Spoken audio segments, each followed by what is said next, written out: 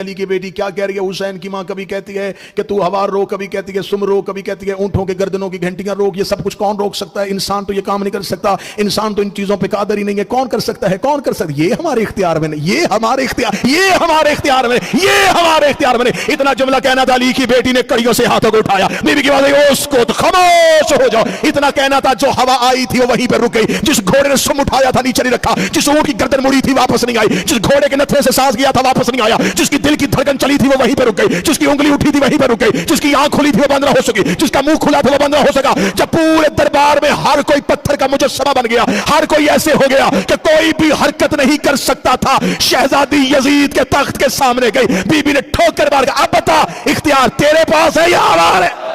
لیکن مجھے اس سے پہلے اس بی بی کا منصب پڑھنا ہے، اس شہزادی کا عہدہ پڑھنا ہے کہ اس بی بی کے پاس کون سا ایسا عہدہ ہے جو علی کی بیٹی ہونے کے بعد بھی یہ فاتح شام بھی ہے، عالم غیر معلمہ بھی ہے، اور مخدومہ عالمیان بھی ہے۔ آخر یہ تمام جو شرف اس بی بی کو ملے ہیں، کیا باپ کی وجہ سے ملے ہیں؟ کیا بھائیوں کی وجہ سے ملے ہیں؟ کیا ماں کی وجہ سے ملے ہیں؟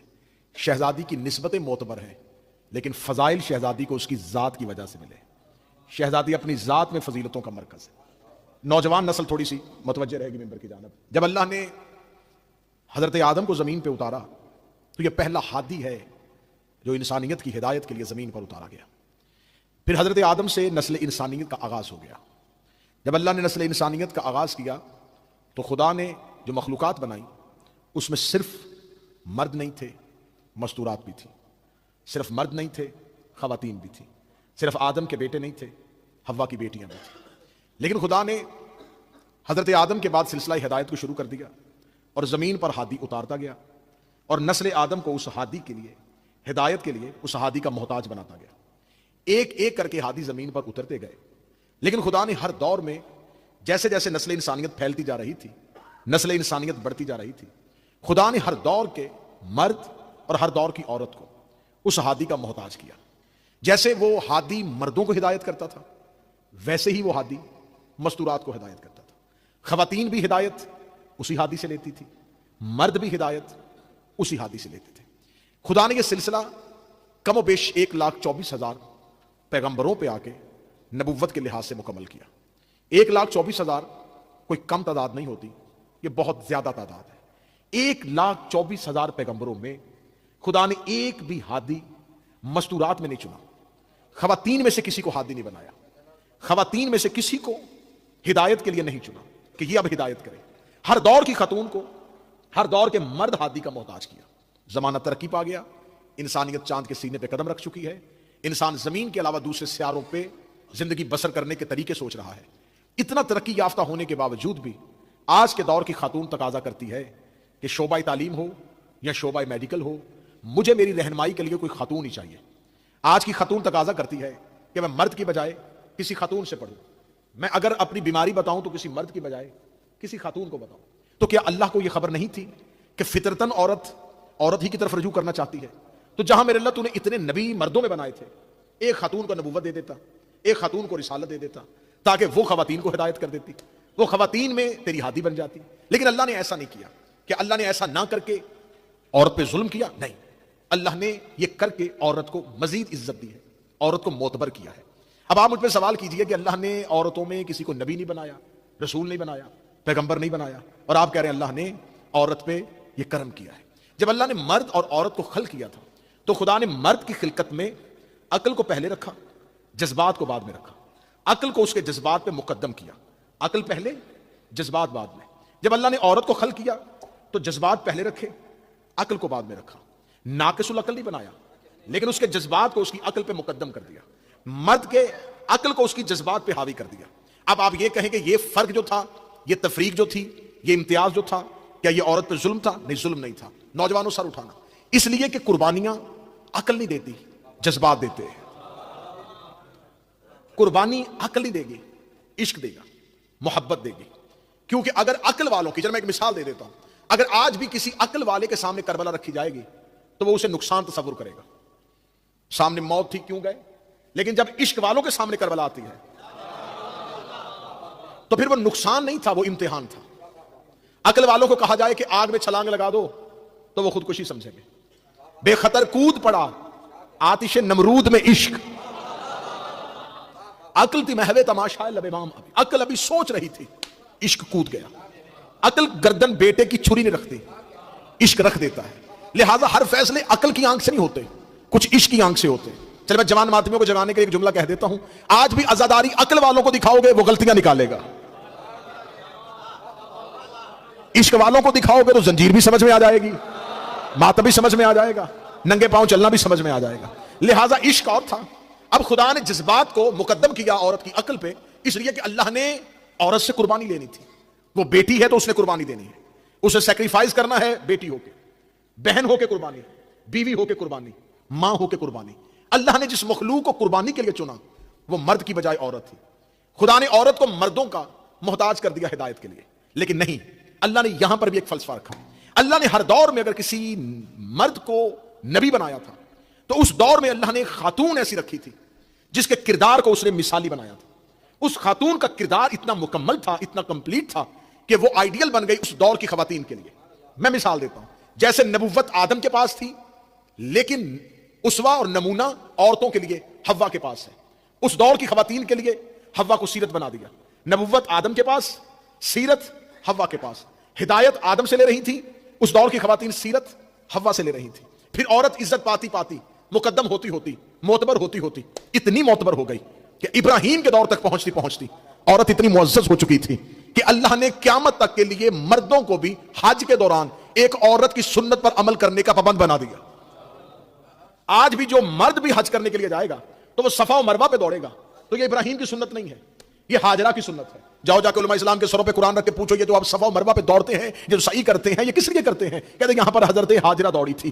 تو سنت تو نبیوں کی ہوتی ہے, یہ حضرت ہاجرہ کی سنت پہ عمل کیوں ہو رہا ہے؟ کہتے نہیں, حضرت ہاجرہ کی سنت نہیں, سنت ابراہیم کی ہے. لیکن اللہ سنت ابراہیمی میں حضرت ہاجرہ کی یاد کو زندہ رکھنا چاہتا ہے. جب نبوت حضرت ابراہیم کے پاس تھی تو اللہ سنت ہاجرہ کو کیوں زندہ رکھ رہا ہے؟ اس لیے کہ جناب ہاجرہ نے قربانی دی تھی. ہم نے پوچھا کون سی قربانی دی تھی؟ انہوں نے کہا اس لیے کہ ان کا بیٹا اسماعیل پیاس میں تڑپ رہا تھا تو ماں بیٹے کے لیے پانی کی تلاش میں دوڑی تھی. ماں نے 2 پہاڑیوں کے درمیان چکر لگائے تھے, وہ چکروں کی تعداد 7 تھی. اللہ نے قیامت تک کے لیے مردوں کو کہہ دیا کہ جہاں جہاں ہوا دوڑی تھی ان 2 پہاڑیوں کے درمیان تمہیں بھی دوڑنا پڑے گا. آسان قدموں سے چل کے نہیں جانا, تیز قدموں سے چلنا پڑے گا, دوڑنا پڑے گا. اے میرے اللہ, اے میرے پروردگار, یہ کیا سنت نبی کی ہوتی ہے؟ ابراہیم دوڑتے, ہم بھی دوڑتے, دوڑتی یہاں پر ہاجرہ تھی, تو نے ہم پر واجب کر دیا کہ تم بھی دوڑو. ہر ماں بیٹے کے لیے دوڑتی ہے, ماں تھی بیٹے کے عشق میں دوڑ گئی. فرمایا صرف ماں بن کے نہیں دوڑی, اور اسماعیل صرف بیٹا نہیں تھا, اسماعیل آنے والے دور کا نبی تھا. یہ حجت کی محبت میں دوڑی تھی, یہ حجت کی محبت میں دوڑی تھی, یہ حجت کے عشق میں دوڑی تھی. اب میں جملہ خطابت کا اپنے جوانوں کو ہدیہ کرنے لگا ہوں. اس کا مطلب ہے کہ با کردار عورت حجت کی محبت میں دوڑے تو خدا قیامت تک سنت بنا دیتا ہے, اور اگر کوئی عورت حجت سے لڑنے کے لیے دوڑے تو خدا لعنت بنا دیتا ہے.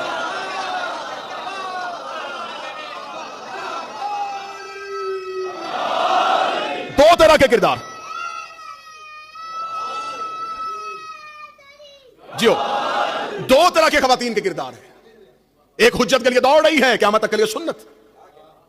میں تمہید سے گزر گیا ہوں اور مجھے بڑی جلدی نتائج کے قریب جانا ہے. اس کا مطلب عورت حضرت ابراہیم کے دور تک آتی آتی اتنی معتبر, اتنی معزز ہو چکی تھی کہ ہاجرہ کی صورت میں کردار سامنے آ گیا تھا. عورت اور معزز ہوتی گئی, عورت اور عزت یافتہ ہوتی گئی, اتنی معزز ہو گئی کہ عیسیٰ کے دور میں پہنچتی پہنچتی عورت اتنی معزز ہو گئی کہ اللہ نے قرآن میں مریم کو عیسیٰ کی ماں نہیں کہا, عیسیٰ کو مریم کا بیٹا کہا.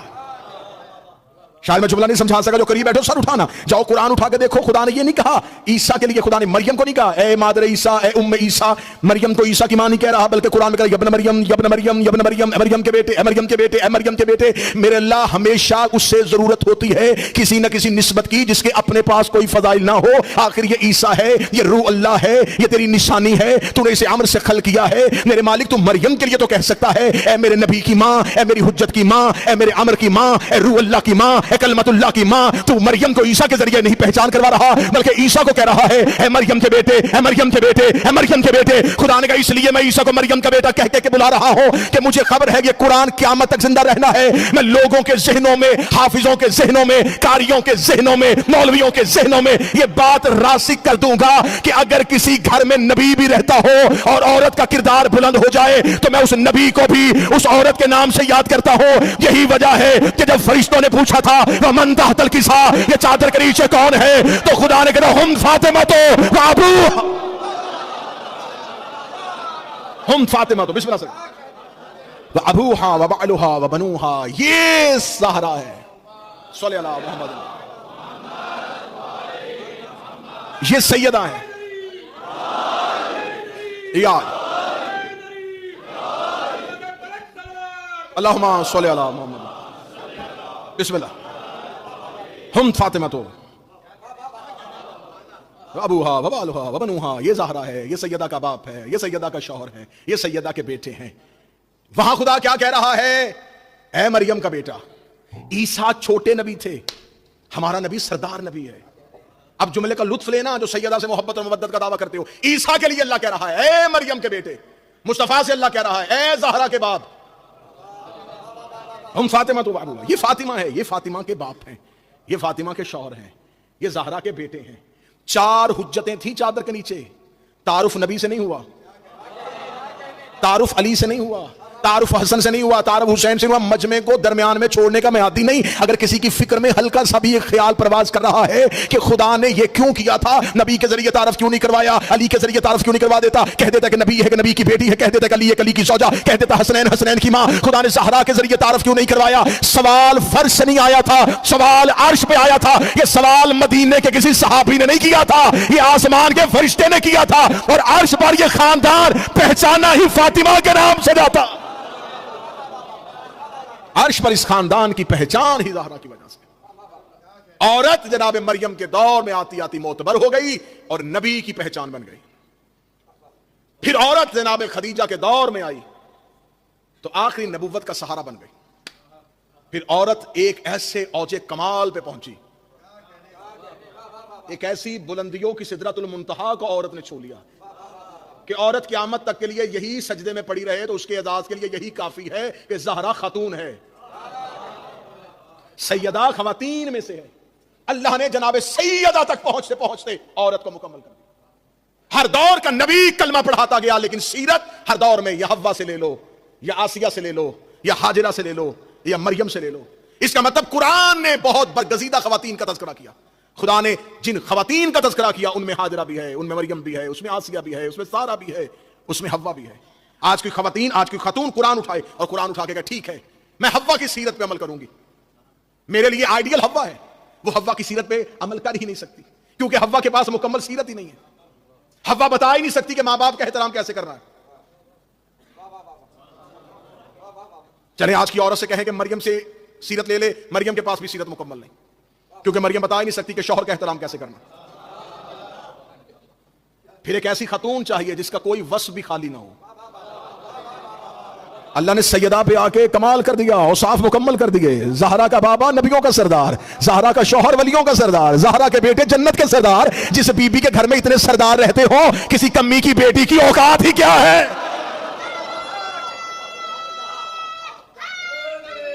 باپ نبیوں کا سردار، شوہر ولیوں کا سردار. لیکن فضیلت یہیں پہ اگر رک جاتی تو یہیں پہ رک جاتی، لیکن موضوع ہے فاتح شام. اللہ نے جناب زہرا پہ آ کے فضائل مکمل کر دیے. اس کے باپ کو بنا دیا سید الانبیاء، زہرا کو عہدہ دے دیا سیدۃ النساء العالمین، عالمین کی خواتین کی سردار. دنیا کی خواتین کی سردار نہیں، عالمین کی خواتین کی سردار. چپ کا بندر توڑوں، کہاں کہاں زہرا کی سرداری ہے؟ جہاں جہاں وہ رب العالمین ہے وہاں وہاں سیدۃ النساء العالمین. جناب زہرا عالمین کی عورتوں کی سردار ہے، وہ رب العالمین رسول رحمت للعالمین، یہ سیدۃ النساء. حوا عالمین میں سے ہے، سیدہ سردار ہے. جناب مریم عالمین میں ہے، بنت پیغمبر سیدہ ہے. حتیٰ کہ جناب خدیجہ عالمین میں سے ہیں، سیدہ سردار ہے. اب آؤ کسی عورت سے کہو فضائل مکمل ہو گئے جناب زہرا پہ آ کے. خواتین کی دنیا کا سب سے بڑا ٹائٹل سیدہ کو مل گیا. اس کے بعد کوئی عہدہ نہیں اللہ کے پاس. سیدۃ النساء العالمین، عالمین کی عورتوں کی سردار، اسے چن لیا. بس اب مجھے کسی خاتون کی ضرورت نہیں، اسے سیدہ بنا دیا. اب یہی سیدہ رہے گی عالمین کی. حوا سے عورت کی عزت شروع ہوئی تھی، سیدہ پہ آ کے مکمل ہو گئی. نبوت آدم سے شروع ہوئی تھی، رسالت پہ آ کے مکمل ہو گئی. دین آدم سے شروع ہوا تھا، غدیر میں مکمل ہو گیا. اب ساری تکمیل اور سارا دین مکمل، نبوت مکمل، ولایت مکمل، خواتین کی عزت مکمل. اب اس گھر میں تکمیل ہو گئی، اسے عہدہ دے دیا سیدۃ النساء العالمین. بڑے حساس مرحلے پہ پہنچ گیا. مجھے پڑھنا ہے فاتح شام. اب سیدہ کے پاس سارے اوصاف، سارے فضائل ہیں. سیرت مکمل ہے یا نہیں ہے؟ مکمل سیرت ہے. لیکن میں معافی مانگ کے کہوں گا، آج کی خاتون اگر زہرا سے سیرت لے گی تو ایک گوشہ ادھورا رہ گیا. سیدہ یہ نہیں بتا سکی کہ بھائی کے ساتھ کیسے چلنا ہے. اسے جبر مشیت سمجھوں یا ارادہ پروردگار سمجھوں کہ زہرا کے بھائی تھے اور خدا نے لے لیے. سیدہ یہ نہ بتا سکی کہ کوئی بہن ہو کے بھائی کے ساتھ ایسے چلتی ہے. اب اللہ کو ایک خاتون ایسی چاہیے جس کے پاس یہ وصف بھی مکمل ہو. اب اگر اللہ کوئی علیحدہ خاتون بنائے گا تو یہ ٹائٹل سیدۃ النساء اٹھا کے اسے دینا پڑے گا، یہ عہدہ اسے دینا پڑے گا. اللہ نے اسی زہرا کی گود میں ایک بیٹی اتاری، پھر اسے علیحدہ نام سے نہیں پکارا، اسے کہہ دیا ثانیہ زہرا، دوسری مرتبہ زہرا، دوسری دفعہ زہرا. یہ زہرا ہی کا دوسرا حصہ ہے. وہ زہرا، اگر میں کہوں فاتح شام کون ہے، زینب بنت علی صلوات اللہ علیہا کون ہے، تو یہ زہرا کا دوسرا حصہ ہے. اور اگر میں کہوں زہرا کون ہے تو یہ زینب کا پہلا حصہ ہے. جب تک ان دونوں کو نہ پڑھا جائے عورت کی تکمیل نہیں ہو سکتی. اب اس بی بی کو کیا بنایا؟ فاتح شام ثانیہ زہرا. ثانیہ زہرا بنا دیا. کسے؟ علی کی بیٹی کو. اب اس شہزادی سے اللہ نے ایک کام لیا. خدا نے کہا کہ عورت کی عزت کو تو میں نے مکمل کر دیا. جب میں نے دین کو مکمل کر دیا غدیر میں، اس غدیر کا تحفظ ہوگا کربلا میں. موضوع کے ساتھ جڑے رہیے گا. دین مکمل ہوگا غدیر میں، غدیر کا تحفظ ہوگا کربلا میں. اب اللہ کو کربلا کے تحفظ کے لیے کوئی ہستی چاہیے تھی جو محسنائے کربلا بنتی، جو محافظہ کربلا بنتی. اب اس بی بی کے پاس ایک آپ لقب سے اس شہزادی کو یاد کرتے ہیں، فاتح شام. تذکرہ سنتے سنتے آپ دل میں دعا ضرور کرتے جائیے گا، اللہ شام کے حالات کو بہتر کرے، اللہ ناصبیوں کو وہاں سے نیست و نابود فرمائے، بی بی کے حرم کی آزادی برقرار رکھے، بی بی کے حرم کی وہ رونق و عزا برقرار رکھے. اس شہزادی کے پاس ایک عہدہ ہے فاتح شام. باپ ہے فاتح خیبر، بیٹی ہے فاتح شام. یہ نوجوان سر اٹھانا. یہ شہزادی، میں فضائل پڑھ رہا ہوں، گئی تو بظاہر رسیاں پہن کے تھی محمد بھائی، لیکن بی بی نے شام فتح کیسے کر لیا؟ کس انداز میں بی بی نے شام فتح کیا؟ کوئی کہتا خطبے سے لڑی تھی، کوئی کہتا نہیں بی بی نے تقریریں ایسی کی تھیں شام میں لرزا گیا. نہیں، فاتح شام اسی دن ہو گئی تھی جس دن پہلا قدم شام میں رکھا تھا. اور میں تمہیں بتاؤں کہ بی بی نے شام فتح کیسے کیا تھا. جب رسول مکہ میں تھے اس لمحے مکہ میں بنی امیہ نے رسول پر زندگی کو تنگ کر دیا، عرصہ حیات کو تنگ کر دیا. جب رسول فاتح بن کے مکہ میں داخل ہوئے تو رسول پاک رات کی تاریکی میں مکہ میں داخل نہ ہوئے، رات کی تاریکی مکہ کے باہر گزاری. صبح کا سورج طلوع ہوا، رسول سفید پرچم امن کا نشان لے کر مکہ میں داخل ہو گئے. رسالت مآب کا مکہ میں داخل ہونا تھا. رسول مکہ میں جا کے بیٹھے. صبح سے لے کے شام تک رسول کی بارگاہ میں، رسول کے دربار میں ان لوگوں کو پیش کیا جاتا رہا. یا رسول اللہ، یہ وہ شخص ہے جو آپ پہ کوڑا پھینکتا تھا. رسول نے فرمایا معاف کیا. یا رسول اللہ، یہ وہ شخص ہے جو آپ کے خلاف بےہودہ اشعار پڑھتا تھا، میں نے معاف کیا. یا رسول اللہ، یہ وہ شخص ہے جس نے آپ کے رستے میں کانٹے بچھائے تھے، جاؤ ہم نے معاف کیا. یا رسول اللہ، یہ وہ شخص ہے جس نے آپ پر مسجد میں گندگی پھینکی تھی، جاؤ ہم نے معاف کیا. یا رسول اللہ، یہ وہ شخص ہے جو آپ کی نقلیں اتارا کرتا تھا، جاؤ ہم نے معاف کیا. صبح سے لے کے شام تک مکہ میں رسول کی زبان سے ایک ہی لفظ نکل رہا تھا، جاؤ ہم نے تمہیں معاف کیا، جاؤ ہم نے تمہیں معاف کر دیا. تاریخ انسانیت نے یہ پہلا فاتح دیکھا تھا جو آیا تو فتح کرنے کے لیے تھا، لیکن کردار سے فتح کر رہا تھا، لفظوں سے فتح کر رہا تھا. صبح سے لے کے شام تک دربار رسالت میں ایک ہی لفظ گونجتا رہا، جاؤ ہم نے تمہیں معاف کیا، جاؤ ہم نے تمہیں معاف کیا. رحمت اس دن طواف کیے ہوئی تھی، سب کو معافی کا اعلان ہو رہا تھا، سب کو معاف کیا جا رہا تھا. جب سب کی معافی کی خبر اس وقت کے سب سے بڑے سردار ابو سفیان کے کانوں تک پہنچی کہ وہ تو سب کو معاف کر رہا ہے، اس نے اشعار پڑھنے والوں کو معاف کر دیا، اس نے کوڑا پھینکنے والی کو معاف کر دیا، اس نے پتھر مارنے والوں کو معاف کر دیا. یہ بھی اپنے ذہن میں ارادہ لے کے گیا، رسول مجھے بھی معاف کر دے گا. یہ قیدی ہونے کی حیثیت سے رسول کی بارگاہ میں رسول کے سامنے گیا. رسول کے سامنے کون گیا؟ یزید کا دادا، معاویہ کا باپ ابو سفیان رسول کی بارگاہ میں رسول کے سامنے آیا. اس کے ذہن میں تھا جس نے صبح سے کہا ہم نے تمہیں معاف کیا، ہم نے تمہیں معاف کیا، ہم نے تمہیں معاف کیا، یہ مجھے بھی کہہ دے گا جب میں نے تجھے معاف کیا. جو ہی رسول کے کان میں یہ بتایا گیا یا رسول اللہ، بنی امیہ کا سردار ابو سفیان آیا ہے. رسالت مآب کی نظریں پڑی، اب نظر رحمت کی نہیں تھی، اب نظر جلالت کی تھی. اب رسول کے ماتھے پہ رحمت کی شکن نہیں تھی، رسول کے ذہن پہ، رسول کے اعصاب پہ، رسول کے اعصاب پہ وزن طاری ہوا. رسول نے پاؤں سے لے کے سر تک اسے دیکھا، دیکھنے کے بعد رسول کے لب ہلے. اب مورخ لکھنے والا تھا کہ رسول نے کہہ دیا کہ جا میں نے تجھے معاف کر دیا. اب تاریخ انسانیت دیکھنا چاہتی تھی کہ وہ سب سے بڑے دشمن کو کیا کہے گا. رسالت مآب نے یہ جملہ نہیں کہا کہ جا میں نے تجھے معاف کیا، شیعہ سنت والی زامن ہے. رسالت مآب نے اپنے چہرے کو پھیرا اور پھیرنے کے بعد کہا جا میں نے تجھے آزاد کیا. جو قریب بیٹھو یہ مجھ سے رہنا، جا میں نے تجھے آزاد کیا. اب یہ معافی نہیں تھی، یہ آزادی تھی. معاف نہیں کیا، آزاد کیا. جتنی دیر زندہ رہا یہ مکہ کی گلیوں میں کہتا رہا کاش اس دن عبداللہ کا بیٹا مجھے قتل کر دیتا. اس نے یہ بوجھ رکھ دیا میرے سر کے اوپر کہ میں سردار تھا مکہ کا, اور مجھے گلیوں میں لوگ کہتے تھے یہ ہے وہ جسے مصطفیٰ نے آزاد کیا ہے. اس نے مجھے آزاد کیوں کیا؟ آزاد کیوں کیا؟ میں پوری تاریخ یوں لمحوں میں بند کرنے لگا ہوں اور فاتح شام پہ آنے لگا. اسے کیوں کہا جا میں نے تجھے آزاد کیا؟ جتنی دیر زندہ رہا سر پہ بوجھ رہا, بظاہر مسلمان تو ہو گیا لیکن سازش اسلام کے خلاف کرتا رہا. اس وجہ سے کہ رسول نے کہا تھا جا میں نے تجھے, جا میں نے تجھے, جا میں نے تجھے, اس جملے کو ذہن میں رکھنا, میں اسی پہ مجلس ختم کر دوں گا, جا میں نے تجھے آزاد کیا. مرتا ہوا اپنے بیٹے کو کہہ گیا اب یہ مکہ تمہارے رہنے کے قابل نہیں رہا, کیونکہ مکہ میں قبائلی تعصب ہے, ایک دوسرے کے ساتھ حسد ہے. اگر تم میری نسل مکہ میں پروان چڑھی تو لوگ میری نسلوں کو تانا دیا کریں گے.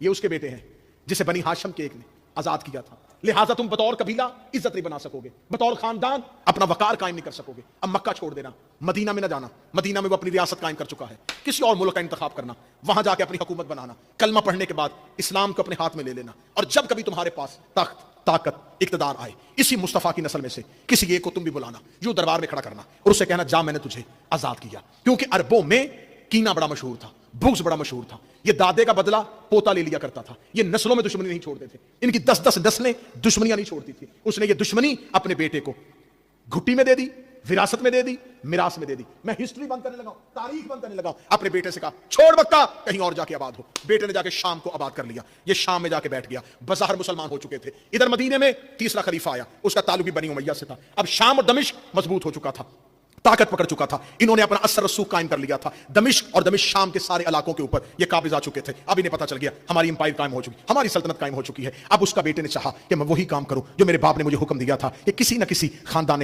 پیغمبر ذریت مصطفیٰ میں سے کسی ایک کو لا کے کہنا جا میں نے تجھے آزاد کیا, جا میں نے تجھے آزاد کیا, جا میں نے تجھے آزاد کیا. بس اسی ایک فکر کے ساتھ وہ زندہ رہا. اس نے علی کے خلاف سازشیں کی, علی اس کی سازش کو سمجھ گئے. امیر المومنین کوفہ میں آ کے بیٹھ گئے. علی نے بھی مدینہ کو چھوڑ دیا, علی نے کیپٹل مدینہ نہ بنایا. مولا امیر المومنین نے اپنی خلافت کے دور میں اپنا کیپٹل کوفہ بنا لیا. علی کبھی سفین میں لڑے, علی کبھی جبل میں لڑے, علی کبھی نہروان میں لڑے. علی نے اس کی سازش کو کامیاب نہ ہونے دیا. مولا امیر المومنین کے بعد اس نے مولا امیر المومنین کے وفادار دوستوں کو خرید لیا, امام حسن کو تنہا کر دیا. امام حسن نے ایک ایگریمنٹ کیا, ایک معاہدہ کیا. اس معاہدے کے بعد امام حسن نے بظاہر اس کو حکومت دے دی. آج تک مورخ اس غلط فہمی میں ہے حسن نے صلح کر لی تھی, حسن نے صلح کر لی تھی, حسن نے صلح کر لی تھی. جو اٹھتا ہے سوشل میڈیا پہ میری قوم پہ اعتراض کر دیتا ہے امام حسن نے صلح کر لی تھی, امام حسن نے صلح کر لی تھی, امام حسن نے صلح کر لی تھی. جبکہ تاریخیں بھری پڑی ہے کہ امام حسن نے کون سی صلح کی تھی. ایک معاہدہ کیا تھا, ایک معاہدہ کیا تھا, کچھ شکیں اپنی منوائی تھی. امام حسن نے معاہدہ کرنے کے بعد یہ حکومت دے دی تھی. کہتے نہیں وہ معاہدہ نہیں تھا, وہ ایگریمنٹ نہیں تھا, وہ صلح تھی. اگر امام حسن نے صلح کی تھی پھر اٹھاؤ قرآن کیا کہتا ہے. جب اللہ نے ابلیس کو اپنی بارگاہ سے نکالا تھا تو ابلیس نے اللہ کی بارگاہ سے نکلتے ہوئے ایک جملہ کہا تھا, میں نے تیری عبادت کی ہے. ایسے کرتے ہیں ایک معاہدہ کر لیتے ہیں, کچھ شرطیں تو منوا لے, کچھ میں منوا لیتا ہوں. وہ ساری شرطیں, وہ سارا ایگریمنٹ, وہ سارا معاہدہ آج بھی قرآن میں لکھا ہوا ہے. خدا نے ابلیس کے ساتھ ایک ایگریمنٹ کر لیا. خدا نے ابلیس کا کیا چاہتا ہے اس کا زندگی. خدا نے کہا موت تجھے نہیں دوں گا, جہاں چاہے گا وہاں پہنچ جانا, جہاں چاہے گا تیری طاقت بھی بخش دیتا ہوں, تجھے زندگی بھی بخش دیتا ہوں, تجھے مدت معینہ تک میں تمہیں موت بھی نہیں دوں گا, لیکن تو میرے مخلصین تک نہیں پہنچے گا, تو میرے خالص بندوں کو گمراہ نہیں کر سکے گا, تو ہدایت کے راستے میں بیٹھ کے بھی میرے لوگوں کو گمراہ نہیں کر سکے گا.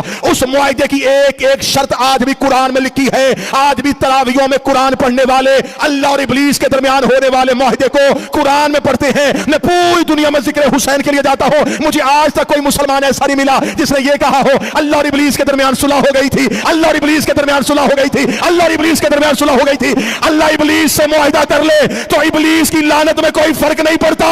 حسن معاویہ سے معاہدہ کر لے تو اس میں لعنت میں بھی کوئی فرق نہیں.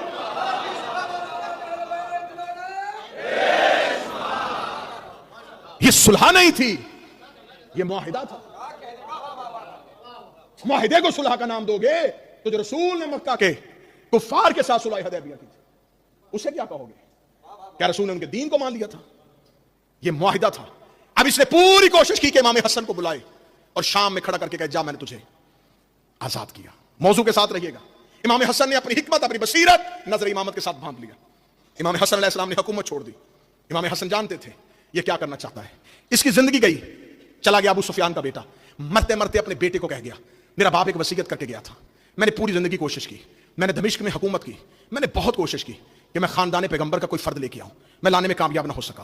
علی نے میری ہر سازش کو سمجھ لیا, مجھے سفین میں ہرایا, مجھے جمل میں میری سازش کو ناکام بنایا, مجھے نہروان میں علی نے اکیلا کر دیا. اب تو وقت ضائع نہ کرنا, میرے بعد تخت پہ بیٹھتے ہی پہلا کام یہ کرنا خاندان پیغمبر کے فرد سے بیعت مانگنا. اگر وہ بیعت نہ کرے انہیں قید کر لینا, انہیں قید کر کے شام لے آنا. شام لا کے ایک بار اپنے تخت پہ بیٹھ کے کسی ایک کو کھڑا کر کے کہہ دینا جا میں نے تجھے آزاد کیا. جب تو یہ کہہ دے گا ہماری حکومت کا نشہ پورا ہو جائے گا, ہم نے اپنے باپ کی وصیت پہ عمل کر لیا, پھر بنی امیہ قیامت تک سر اٹھا کے جیئیں گے, ہم نے بنی ہاشم سے بدلہ لے لیا. یزید ملعون تخت پہ بیٹھا, اس نے حسین سے بیعت کا مطالبہ کیا, حسین ابن علی نے انکار کیا. 28 رجب کو اپنے انصار, اپنے احباب, اپنے رشتہ دار, اپنی خواتین کے ساتھ حسین ابن علی چلے. حسین مکہ میں پہنچے, اس نے قاتل بھیجے, حسین نے مکہ چھوڑا. حسین عازم سفر ہوئے, حسین نینوا کے جنگل میں آ گئے, حسین غازریہ پہنچ گئے, حسین کربلا پہنچ گئے. کربلا میں حسین نے اس کی سازش کو ناکام بنایا. اس نے اپنے لشکر کے سردار عمر ابن سعد سے کہہ دیا تھا تو نے حسین کو قتل کرنا ہے, لیکن حسین کے خاندان میں سے, خاندان پیغمبر میں سے ایک مرد بچانا ہے, ایک مرد زندہ رکھنا ہے جسے تو نے شام لے کے آنا ہے, ورنہ جنہوں نے حسین کا اصغر شہید کر دیا تھا وہ سید الساجدین کو بھی شہید کر سکتے تھے. اس کا حکم تھا ایک زندہ رکھنا ہے, ایک بچا کے لے کے آنا ہے, کسی ایک فرد کو لے کے آنا. سید الساجدین امام محمد باقر یہ کربلا سے نکلے, شام کی طرف انہیں قید کر کے لے کے جایا جا رہا تھا. یہ کربلا سے نکلے, یہ ہوتے ہوئے کوفہ سے, یہ گلیوں اور بازاروں سے نکلتے ہوئے شام کی طرف یہ کارواں چل رہا تھا, شام کی طرف یہ قافلہ چل رہا تھا. جیسے جیسے یہ قافلہ رسالت پیغمبر, یہ قافلہ دین و ہدایت, یہ کاروان توحید شام کی طرف جا رہا تھا. شام میں دمشق سج چکا تھا, گلیاں سج گئی تھی, بازار سج گئے تھے. اس نے منادی کروا دی, جہاں جہاں کوئی سفیر رہتا ہے شام پہنچے. آج ہم وہی 70 سال پرانا بدلہ لینے لگے ہیں. وہ تو میرے دادے کو کہا تھا جا میں نے تجھے آزاد کیا, جا میں نے تجھے آزاد کیا, آج میں وہ بدلہ لینے لگا ہوں. آج اس بدلے کا وقت آ گیا ہے. اس نے مورخ بلا لیے, اس نے عمرہ بلا لیے, اس نے سفیر بلا لیے. شام دمشق کا دربار اس نے بھر دیا. دمشق بھر چکا تھا, بازاروں میں رش تھا, گلیوں میں رش تھا, بازاروں میں تعطیل ہو چکی تھی. آج بنی ہاشم سے بدلہ لیا جائے گا. آج بنی امیہ وہ 70 سال پرانا بدلہ لیں گے. یہ شام کے بازار تک دربار سب کچھ سج چکا تھا. یہ کاروان توحید شام کے بازار میں ہوتا ہوا علی کی بیٹی کی قیادت میں یزید کے محل کی جانب بڑھ رہا تھا. بی بی کا پہلا قدم دربار میں آیا. دربار میں سید الساجدین کا فاتح شام کا پہنچ رہا تھا. یزید تخت پہ بیٹھا, اس نے اپنے سر پہ اپنے باپ والا تاج رکھا, اس نے سونے کی زنجیریں پہنی. اس نے کہا آج بنی امیہ اپنا وقار دنیا کو بتائیں گے, ہم بنی ہاشم سے بدلہ لیں گے. آج وہ پرانی اور دیرینہ دشمنی کے بدلے کا دن آ گیا ہے. یہ تخت پہ بیٹھا, دربار کھچا کھچ بھرا ہوا تھا اور مورخین ہاتھوں میں کاغذ قلم لے کے لکھنے کے لیے تیار بیٹھے تھے کہ یزید نے وہ بدلہ لے لیا. سید الساجدین ہاتھوں میں زنجیریں پہن کے اس کے تخت کے سامنے آ کے کھڑے ہوئے. اس نے اپنے دل میں ارادہ کیا کہ وہ لفظ کہوں جو 70 سال پہلے مکہ میں کہا گیا تھا, جب میں نے تجھے آزاد کیا. جملہ اس کے دل سے نکل کے اس کی زبان کی نوک میں بھی آیا, ابھی اس کے منہ اور لب کھلے نہ تھے. یہ سجاد کے کانٹے پہ ایک مستور کا ہاتھ آیا. علی کی بیٹی نے سجاد کو پیچھے ہٹایا اور یزید کو دیکھا یبنہ تلکا, وہ ہمارے آزاد کرتا غلام کے بیٹے.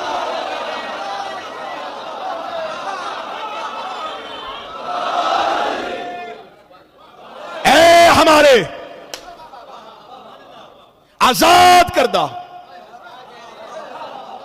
غلام کے بیٹے. آپ یہ نہ سمجھیں گے غلام تو اہل بیت کی غلامی تو آزاد ہوتی ہے, تو انہیں اہل بیت غلام کہہ رہے, نہیں. تلکا کا لفظ آیا ہے. قبلہ تشریف فرما ہے طلاق وہ آزادی ہے جس کے بعد واپسی نہیں ہوتی. ہاں, جہاں آزاد کے لیے بہت سے غلام کو آزاد کیا جائے, حر بھی آزاد کردہ غلام کو کہتے ہیں, لیکن یہ وہ غلام ہوتا ہے جو آزاد ہو جائے اور پھر واپس نہ لیا جائے. بی بی نے کہا اے ہمارے آزاد کردہ غلام کے بیٹے.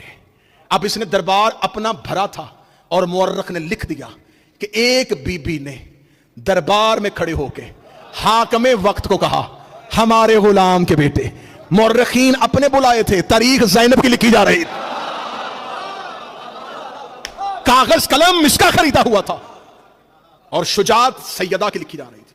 اے ہمارے آزاد کردہ غلام کے بیٹے, جنہوں نے مکہ دیکھا ہی نہیں تھا, جنہوں نے مدینہ دیکھا ہی نہیں تھا, جو لوگ بہت بعد میں مسلمان ہوئے اور دمشق کو مرکز اسلامی سمجھتے تھے, انہی کی عادت و اطوار کو دین سمجھتے تھے, ان کے لیے یہ بات بڑی نہیں تھی. انہوں نے سر اٹھایا, سر اٹھا کے ہم نے تو تیری بیعت کی, ہم نے تو تیرے باپ کی بھی بیعت کی, ہمیں آج پتا چلا تم لوگ غلام کی اولاد ہو. فاتح شام کیوں بنی؟ تم غلام زادے ہو.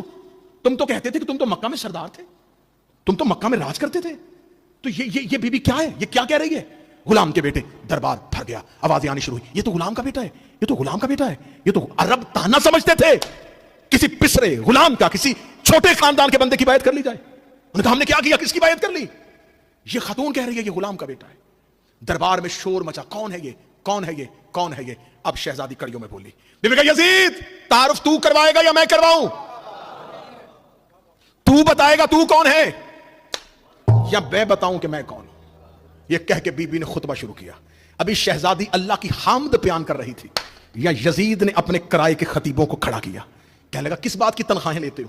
وہ دیکھو, وہ حسین کی بہن میری ساری سلطنت کا شرازہ بکھیر رہی, اٹھو میرے حق میں تقریر کرو. اس کے کرائے کے خطیب اٹھے, اس کا سنو دمشق والو, اس بی بی نے کیا کہا؟ غلام کا بیٹا, ہم تمہیں بتاتے ہیں. ہاں ہاں بنی امیہ مکہ میں رہتے تھے, ہاں ہاں بنی ہاشم بھی مکہ میں رہتے تھے. بنی ہاشم میں اللہ نے نبوت اتاری تھی, بنی امیہ نے اس نبوت کو تسلیم کیا اور اس نبی کا کلمہ پڑھا. बनी उमैया सरदार होने के बावजूद बनी हाशिम के उस फर्द को नबी समझते थे, क्योंकि अल्लाह ने उसे नबूवत दे दी। जिसे अल्लाह दे उसे मान लेना चाहिए। तो जब अल्लाह ने इनके घर में नबूवत उतारी तो इसके दादा ने इसके नाना का कलमा पढ़ा, और आज उसी अल्लाह ने हुकूमत इसको दे दी, तो ये क्यों तस्लीम नहीं कर रहे? इन्हें चाहिए ये इख्तियारात यजीद को तस्लीम करें, हाकिम के इख्तियारात को तस्लीम करें। ये जुमला नहीं था, ये साजिश थी। अगर इस साजिश का जवाब ना होता आज मौरख लिख देता कि हां हां ये दलील है कि अल्लाह ने जब उन्हें ताकत इख्तियार दिया, इख्तियार दिया, तो इन्होंने माना। जब अल्लाह ने वही इख्तियार इन्हें दिया तो ये क्यों नहीं मान रहे? बार बार दरबार से एक आवाज आ रही थी, अल्लाह ने इख्तियार दिया है, अल्लाह ने इख्तियार दिया है, अल्लाह ने इख्तियार दिया है। अब ये दुश्मन का दरबार था। शहजादी को मुनाजरे के लिए नहीं बुलाया गया था, शहजादी को इल्म सीखने के लिए नहीं बुलाया गया था, शहजादी को रस्सियों में खड़ा किया हुआ था। अब बीबी के लिए बसाते इल्म होती तो अली की बेटी फिर बताती कि हम कौन है। अब बीबी ने इस साजिश को नाकाम बनाना था। मैं फातिह शाम पढ़ो नौजवानों, बीबी ने इस साजिश को नाकाम बनाना था। क्या आवाज आ रही थी सामने से? इसके इख्तियार को नहीं माना, इसके इख्तियार को नहीं माना, इसके इख्तियार को नहीं माना। इख्तियार इख्तियार इख्तियार इख्तियार इख्तियार, इतना ये लफ्ज गूंज रहा था। यह शहजादी बोली, सुन यजीद, तू कहता है हमने तेरे इख्तियार को नहीं माना। मैं तुमसे कोई बात करना चाहती हूं, लेकिन मैं क्या करूं? मैं तुम तक अपनी आवाज नहीं पहुंचा पा रही, इसलिए कि तेरे दरबार में ये रोशनदान है, इनसे तेज हवा आ रही है। थोड़ी देर के लिए ये हवा रोक। जिन्हें मजलिस सुनने का ढंग आता है वो बोलना, जो बीबी से कुछ लेने के लिए आए, कुछ आज की शब मांगने के लिए आए, इस हवा को रोक, मैं तुमसे कोई बात करूं। यजीद ने का क्या कहा? कह के लगा के आवाज दी, यजीद हाकिम वक्त बिन्त अली कह रही है कि हवा को रोक। कहको की आवाज गूंजी, हवा को कौन रोक सकता है? बिल्कुल, अच्छा यजीद, फिर तेरे दरबार में घोड़ों पे सिपाही बैठे हैं और घोड़े अपने सुम उठा उठा के जमीन पे मार रहे हैं, उन घोड़ों के सुमों का शोर आ रहा है, थोड़ी देर के लिए घोड़ों के सुम रोक। फिर कहके की आवाज आई, ये कौन रोक सकता है? तेरे दरबार में ऊंट खड़े हैं और ऊंट अपनी गर्दनों को हिला रहे हैं, उनकी गर्दनों में घंटियों का शोर है, ये शोर रोक।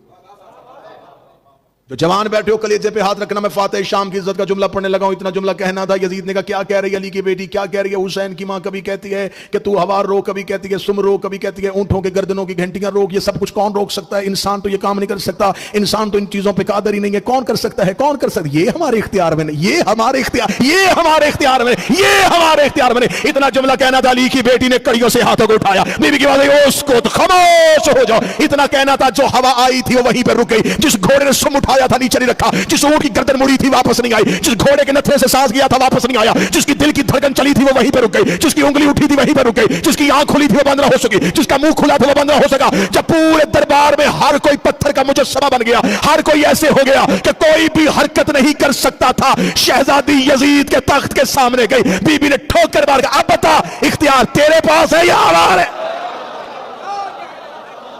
इन इस इख्तियार के मालिक तू है या हम है? कहां है तेरा इख्तियार? क्या इनसे कि तेरा इख्तियार माने? इतना कहना था, या इसने मुअज्जन से कहा अजान दे? कोई जवाब नहीं है मेरे पास अली की बेटी के लफ्जों का। तू अजान देगा, ये अजान के एहतराम में खामोश हो जाएगी। 5 लोग इकट्ठे खड़े हुए, उन्होंने कहा अल्लाहु अकबर। शहजादी ने कहा जल्ला जलालहु रब्बी, अल्लाह ही वो रब है जिसके लिए मैं यहां खड़ी हूं। अशहदु अन ला इलाहा, फरमाया उसी की गवाही देने के लिए तो मैं आई हूं। जो ही मुअज्जिन ने कहा अशहदु अन्ना मुहम्मद रसूल, बीबी फिर दरबार से बोली, बीबी कहा यजीद अब बता जीता तू है या हम है? अगर तुझ में ताकत है तो अजान से मेरे नाने का नाम निकाल, अपने दादे का नाम ले। इख्तियार कल भी हमारे पास था, इख्तियार आज भी हमारे पास। यहां पर बीबी ने एक जुमला कहा, बीबी ने फरमाया ये जो रस्सियां तूने हमें पहनाई, तू क्या समझता है हम तेरे कहती हैं? हम मशीयत परवरदिगार के कहती हैं। अगर हमने उससे ये अहद न किया होता तो तेरी क्या मजाल थी, तो हुसैन की गर्दन को काट लेता।